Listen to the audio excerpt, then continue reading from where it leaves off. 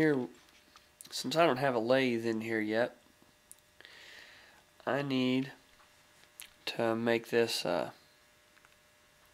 head of this screw just a little bit smaller. It's a screw that's chucked up right in there. We'll get her focused in there. Alright, I've got it chucked up in my drill press, and I need to bring that down some, basically lathe it down.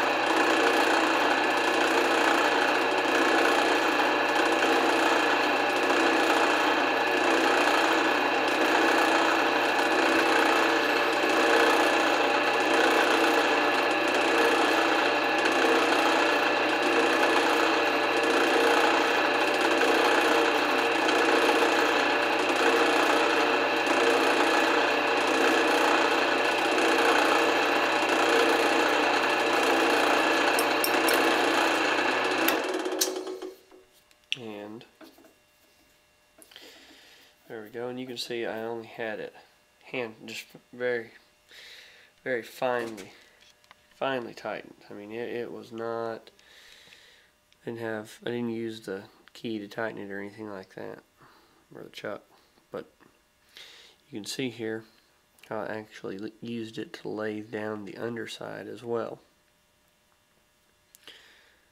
You can do a lot with a drill press if you need to. What I'm looking to do is to make this fit right in there, and as it stands right now, it does not. We're still just a little bit off. Just a little bit off. But a little bit more on my lathe and it'll fit.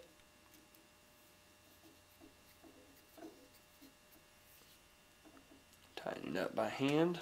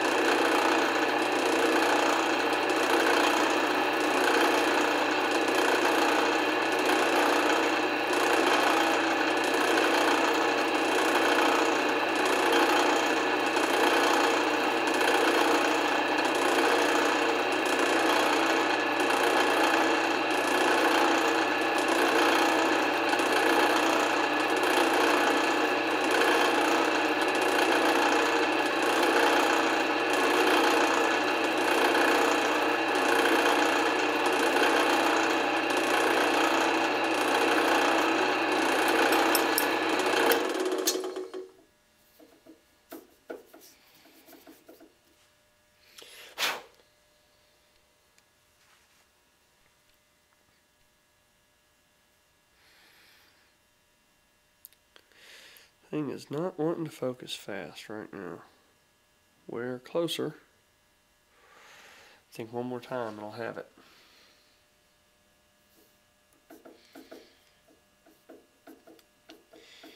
And it's real important to just only snug that, because you don't want to tear up your threads.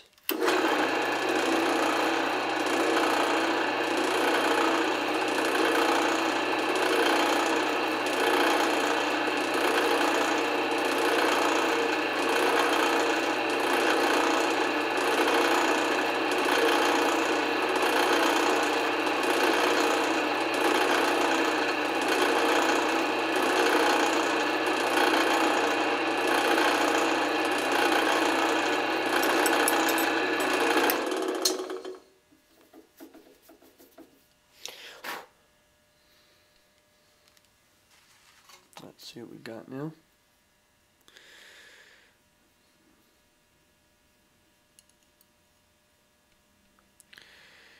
Look at that, perfectly in there.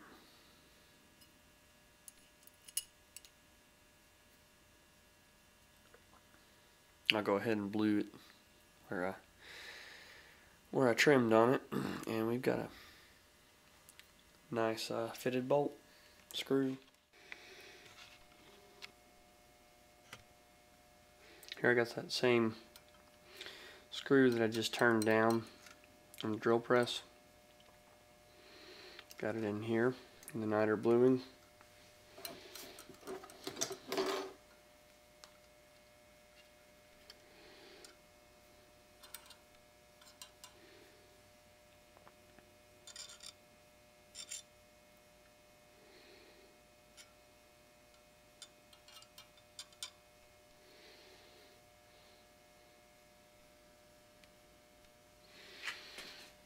That stuff runs pretty warm.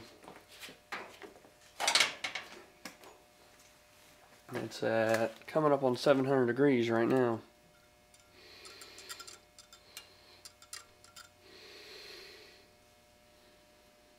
I like this little pot because it allows me to do small little parts like this, and parts as big as I can do revolver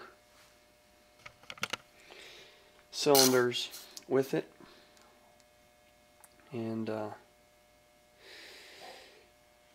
that's really all that I need most of the time. Every once in a while I'll use the big pot so I can do larger pieces, but this one usually does everything that I need.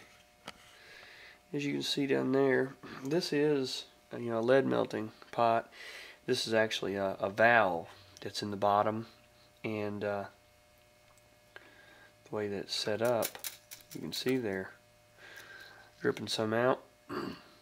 And the way this is set up is you lift that up, and ideally if you were running lead in there, it would allow lead to flow, and you'd either fill up these ingots or bullet molds or whatever. From this one it's usually bullet molds, but as this is, it allows me to quickly and effectively heat up small amounts, and it gets hot. That, like I say, I've had it turned off for a little while now, and we're still running, let's see here, just under 700 degrees. And that white down there where it has solidified, that's not wasted. I can reach down there and grab the whole thing because it's solidified, and I'll drop it right back down in there, and it'll melt up and still use it. Pretty neat.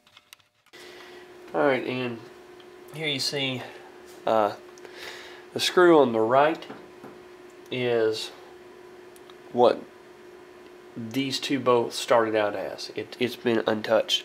The one on the left is the screw that I just did the turning in the drill press, and I'll try and show you here is, I can keep this in frame. You can see the sides there, and the one closest to you is the one that I turned in the drill press. See, it's got more squared off shoulders, and of course I did the niter bluing on it to make it look back the way it was. Now the other thing that I wanted to show you is how bad I am about doing this in reverse. I'm looking at the camera and everything's backwards. You see the bevel? There's a bevel on the bottom. I'm sorry, there's a bevel on the bottom of this one here, and I took the bevel off, and there's one that I actually did all the work on. It's got, and this one started out just like this one. But I mean, that's something that you can do simply in a drill press, and little things like that. You don't have to have a lathe to turn something like that down. I just chased the threads with proper sized die and dropped it down the niter bluing. You can use instant blue, something like Formula 4044 or Oxfo blue or whatever. It'll work just as good.